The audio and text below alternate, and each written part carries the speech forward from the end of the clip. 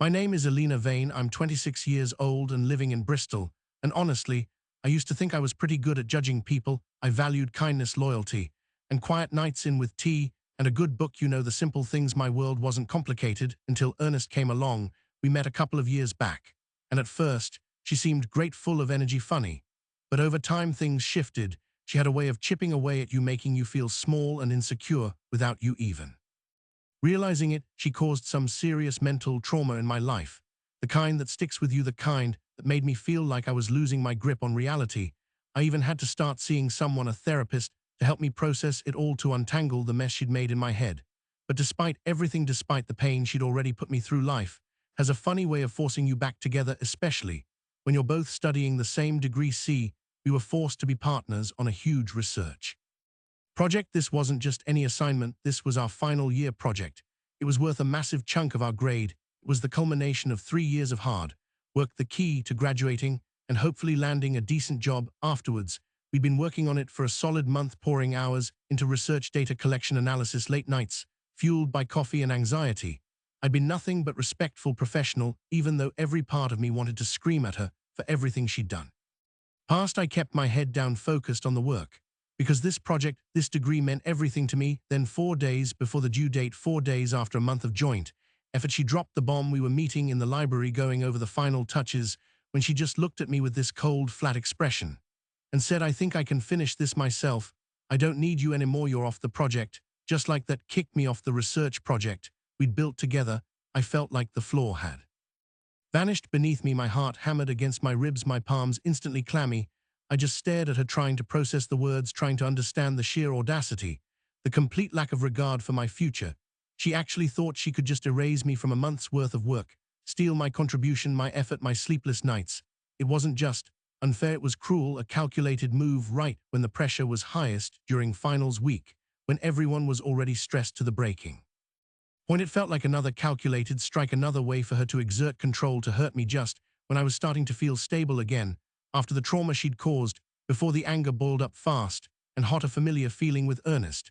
But this time it was different. It wasn't just hurt, it was pure indignation and a fierce protective instinct over everything I'd worked for. I wouldn't let her do this, not again, not with something this important. In that moment, looking at her smug face, knew I wouldn't just roll over, I wouldn't just accept it. I decided then and there she wouldn't get away with it, not this time. Panic set in the moment. I left the library 4 days to somehow salvage my entire final year project. Impossible. The thought sent a shiver down my spine. All that work, all that effort potentially wasted because of her cold-hearted move. My first instinct was to seek help, to see if there was any official recourse. I fumbled for my phone, my fingers shaking as I texted my professor, Professor Thompson, explaining the situation in a rush of words barely coherent. I told him Ernest had removed me from project just days before it was due. I poured out my desperation, my fear that my degree was now at risk. I didn't go into the history, the trauma that felt too personal, too messy for a professional email. I just stated the facts, the academic emergency. To my immense relief, Professor Thompson was incredibly understanding. He replied quickly, saying he couldn't force Ernest to partner with me, but he could offer an alternative. He assigned me a different but significantly smaller and less complex project, and crucially, he gave me an extended due date, a lifeline, a chance to still pass. But even with that safety net, a bitter taste lingered in my mouth. I was safe academically, yes. But Ernest, she was still going to benefit from all my work on the original project. She was going to submit it, potentially take all the credit, and face no consequences for her actions, for the distress she'd caused me, not just now, but over the years. It felt like another win for her. An instance where the bad guy got away with it. As I sat there sorting through the files on my laptop, the files for the original research project, the ones Ernest needed, the data we'd collected together, a thought sparked in my mind. A dark, tempting thought. I had admin access to all the shared files. I had the power to make things difficult for her, not just difficult, impossible. What if I just deleted it? All of it. The raw data, the analysis, the figures she needed to complete the report. The thought made my stomach clench, a mixture of fear and exhilarating possibility. It was risky. What if I got caught? What if she suspected me? But the image of her finishing the project, easily succeeding after treating me so poorly, after causing me so much pain, fueled the fire inside me. She thought she had me cornered, reliant on her for my grade. But Professor Thompson had given me an out academically, and now I saw Different kind of out, a way to hit back, not just protect myself. I hesitated for a moment, cursor hovering over the delete button, my fingers trembling a little. Was this too far? Was I becoming like her, vindictive, cruel? But then I remembered the nights I couldn't sleep. Because of her, the constant anxiety, the feeling of being worthless that she'd instilled in me. She didn't deserve to walk away from this unscathed. She didn't deserve to profit from my work and her own cruelty. Taking a deep. I went through folder by folder, file by file, making sure everything crucial, everything she couldn't easily replicate, was gone. I emptied the recycle bin. I double-checked. There was no trace. It felt strangely quiet. After that, a silence filled with the thumping of my own heart. I'd done it. I'd destroyed weeks of work, weeks of asterisk, her work too. It was a drastic move.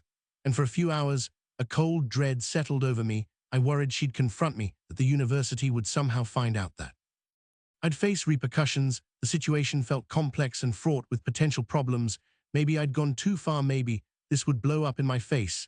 The stakes felt higher now, not just my grade, but my standing, my future reputation.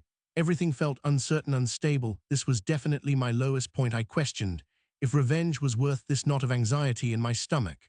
But then I held onto the anger, onto the memory of everything she'd done, and I hardened my resolve. This wasn't just about a project anymore. It was about making her understand that her actions had consequences.